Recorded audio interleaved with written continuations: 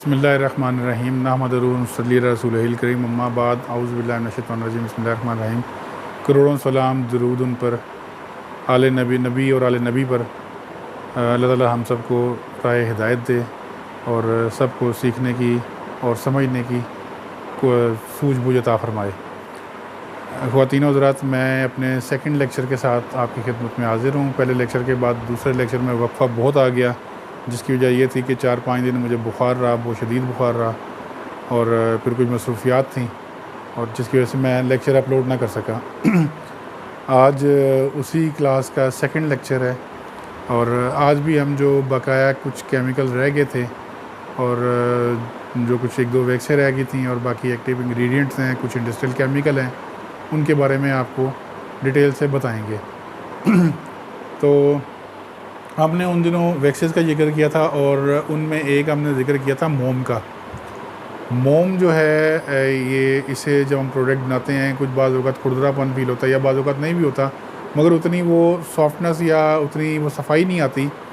तो जो chemical scientist थे, कॉस्मेटिक साइंटिस्ट थे, उन्होंने इस पर वर्कआउट करना शुरू किया और फिर उसके बाद जो है उन्होंने इसको कई गुना ज़्यादा रिफ़ाइन किया, 1000 टाइम कहते हैं रिफ़ाइन किया, जिससे ये माइक्रो क्रिस्टलाइन वैक्स वजूद में आई। माइक्रो क्रिस्टलाइन वैक्स जो है आम मोम से 1000 गुना ज़्यादा रिफ़ाइंड होती है।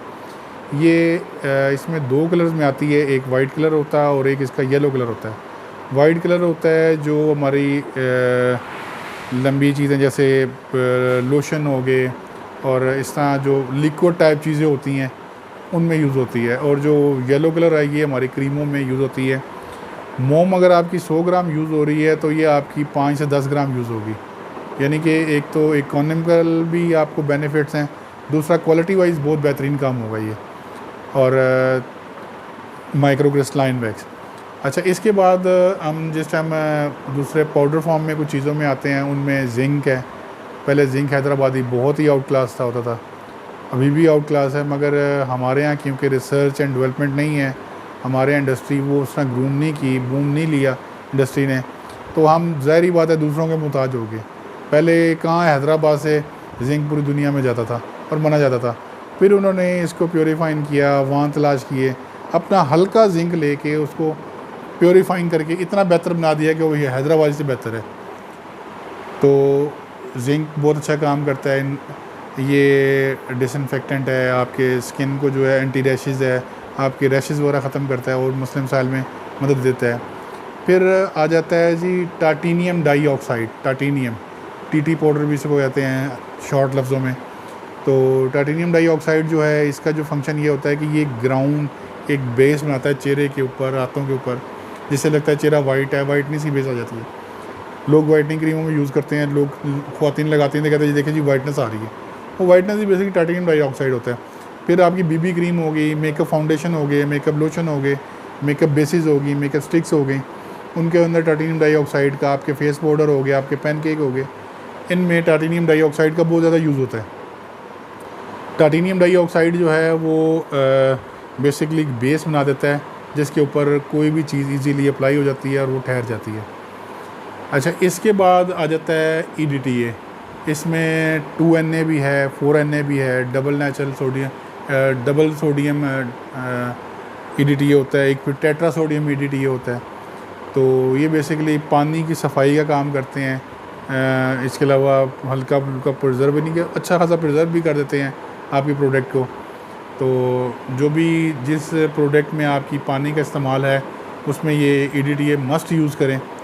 तो इसकी जो क्वांटिटी है मुख्तलिफ़ जगह में मुख्तलिफ होती है, मगर मैं 1 किलो पानी में 2 ग्राम के हिसाब से यूज़ करता हूँ। फिर इसके बाद जो आ जाते हैं आपके प्रिजर्वर हैं। प्रिजर्वर जी जो पाकिस्तान में यूज़ हो रहे हैं वो MP और PP, ये 2 प्रिजर्वर बहुत यूज़ हो रहे हैं, मगर वर्ल्ड काफ़ी आगे जा चुका है, यूरोपियन काफ़ी आगे तरक्की कर चुके हैं।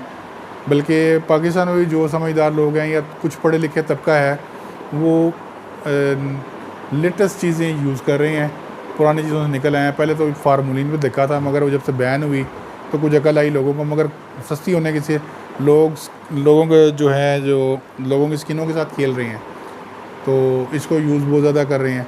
जो नहीं करनी चाहिए, बैन आइटम है, आपकी स्किन के लिए नुकसानदेह है।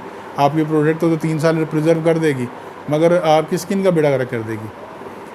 तो MP जो है मिथाइल पैराबीन इसे कहते हैं। मिथाइल पैराबीन इसका मतलब ये है कि ये पानी की जो चीज़ों को है प्रिजर्व करती है, पानी में अलपजीर है और जो पानी के अंदर हमने चीज़ें डाली होती हैं उनको अच्छी तरह ये प्रिजर्व कर देती है।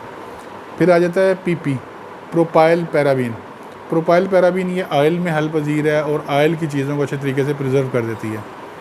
फिर आ जाता है DMDM डिहाइड्रोनेट। तो DMDM हाइड्रोनेट जो है ये बेसिकली शैम्पू हो गए, लोशंस हो गए, जो लिक्विड फार्म की चीज़ें हैं इनको अच्छे तरीके से प्रिजर्व कर देता है। मगर एक नया तो नहीं कह सकते आप, पुराना ही हो चुका है, मैं 5-6 साल से यूज़ कर रहा हूँ। उससे पहले यूरोप में आया हुआ है, पाकिस्तान में भी कुछ 4-5 साल हो गए हैं ये आया हुआ है, मगर लोगों को मालूम नहीं है। फेनोनिब, फेनोनिब जो है ये लिक्विड में होता है और ये डायरेक्ट डाला जाता है, चाहे पानी की प्रोडक्ट हों, चाहे ऑयल की प्रोडक्ट हों, चाहे ऑयल वाटर मिक्स हों। तो इसमें 11 किस्म के प्रिजर्वर ऑलरेडी शामिल हैं। तो ये अच्छे तरीके से आपकी प्रोडक्ट को सेव करते हैं, प्रिजर्व करते हैं। फिर आ जाते हैं हम इसके बाद एक्टिव इंग्रेडिएंट्स पर, या बल्कि एक्टिव इंग्रेडिएंट हम नेक्स्ट टाइम रखेंगे। हम आ जाते हैं इंडस्ट्रियल केमिकल जो हैं उनके ऊपर आ जाते हैं, जैसे अल्मोनियम पाल्मेटेट है। ये सफ़ेद रंग का पाउडर होता है और पानी और अल्कोहल में ये बिल्कुल भी हल नहीं होता। और इसके अलावा जो है ना, ये चमड़ा हो गया, उसको रंगने का काम आता है, कपड़े के काम आता है, कागज़ में इसका यूजेज है। और इसका जो है ना, ये बेसिकली कोटिंग जो होता है ना, ये वाटर प्रूफिंग के लिए यूज़ होता है। कोटिंग करता है, अच्छी कोटिंग कर देता है, आपकी मेकअप फाउंडेशन वगैरह में भी यूज़ हो जाता है। ठीक है। फिर इसके अलावा बाद आ जाता है एलुमिनियम सल्फ़ेट। एलुमिनियम सल्फ़ेट इसका जो अवामी नाम है फटकड़ी है, आपको तो नहीं मालूम होगा। फटकड़ी को एलुमिनियम सल्फ़ेट कहा जाता है।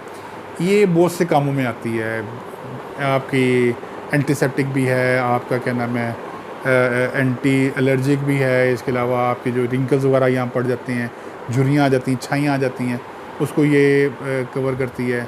फिर पानी की बदबू दूर करने में, फिर pH कंट्रोल करने में, फिर इसको कागज़ की सनत में, इसको लकड़ी की सनत में, इसको चमड़े की सनत में बेशबहा इसके फ़ायदे हैं। कुदरती चीज़ है और बेतहाशा फ़ायदे हैं इसके। ठीक है ना जी। फिर इसके लिए एक्नी क्रीम इससे बड़ी अच्छी बनती हैं। ठीक है। अब एक्नी की बात करते हैं तो सैलिसिलिक एसिड है, बेहतरीन चीज़ है, आपका एक्नी कंट्रोल है। फिर कैम्फर है, जिसे काफूर भी कशीद किया जाता है, एक्नी के लिए बेहतरीन, आपके प्रिकली हीट पाउडर के लिए बेहतरीन है। ठीक है। सैलिसिलिक एसिड आपके दानों के लिए बेहतरीन चीज़ है। ठीक है। फिर इसके बाद अगर आप आ जाते हैं इन्हीं में नीम एक्सट्रैक्ट जो है दानों के लिए बेहतरीन है। और वर्ल्ड में कहा जाता है कि नीम से बेहतर एंटीसेप्टिक आज तक कोई साइंटिस्ट ढूंढ नहीं सका, सबसे बेहतरीन एंटीसेप्टिक है। फिर एक आ जाता है टी ट्री ऑयल होता है, ये अमेरिकन पौधा है टी ट्री, उससे ये ऑयल कशीद किया जाता है। बड़ी इसकी स्मेल हार्ड होती है और बहुत माइनर सा डलता है। ये भी एक्नी के लिए, रैशेस के लिए बड़ा मुफीद है, बहुत अच्छा काम करता है, बहुत ज़बरदस्त काम करता है ये। तो इसके बाद आप अगर हम लेते हैं इन्हीं केमिकल को आगे करके, तो इसमें प्रिजर्वर भी मैंने आपको सारे बता दिए हैं। ठीक है। फिर आपको पानी के जो इंग्रेडिएंट्स वो भी बता दिए हैं। पानी कैसा लिया जाए।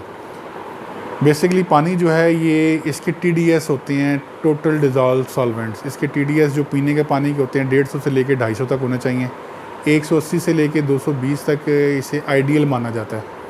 तो मगर जिस टाइम हम मेडिसिन में जाते हैं और कॉस्मेटिक में जाते हैं तो हमें TDS 0 चाहिए, जो आइडियल है। मगर कॉस्मेटिक में ये होता है, मेडिसिन में तो बिल्कुल 0 चाहिए, मगर जिस टाइम कॉस्मेटिक में आते हैं तो आप 0 से लेके 10 मैक्सिमम 15, इससे ऊपर नहीं होना चाहिए। अगर 0 मिल जाए तो इससे बेहतर कोई नहीं है। बेसिकली ना पानी में potassium, aluminium, magnesium, iron, zinc, ये काफ़ी सारी धातें होती हैं, काफ़ी सारे सॉल्वेंट्स होते हैं। मगर जिस टाइम ये हमारे कॉस्मेटिक केमिकल के साथ मिलते हैं, उनके साथ मिलकर रिएक्शन करते हैं और ये रिएक्शन बाज़ होगा तो हमारी प्रोडक्ट को ख़राब कर देता है। तो 0 से 10 तक वो माइनर होते हैं, वो कोई नहीं चल जाते हैं, मगर इससे ऊपर हो तो वैसे रिएक्शन होने का ख़तरा होता है। तो उसके लिए बेहतर ये होता है कि आप जो है वो यूज़ करें जिसका पानी, जो पानी 0 से TDS हो। अब 0 TDS पानी कहाँ से मिला जाए?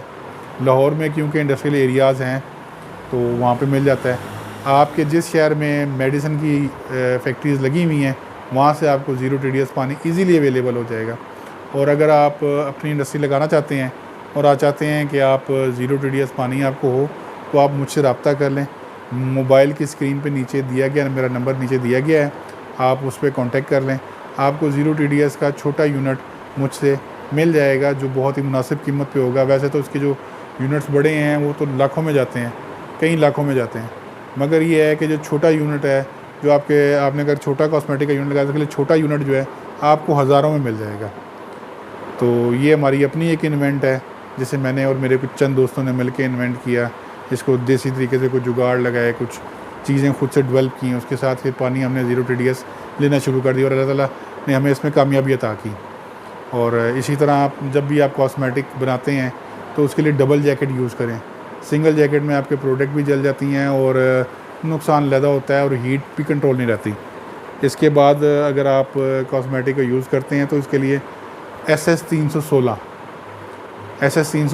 के जो वेसल्स हैं वो बनवाएं। SS 316 अगर अफोर्ड नहीं होता तो 304 में भी आप कर सकते हैं, मगर बेहतर है 316 में करें। 304 से नीचे करना हमाकत है, अपने प्रोडक्ट के साथ ज़्यादती है, उसका नुकसान है।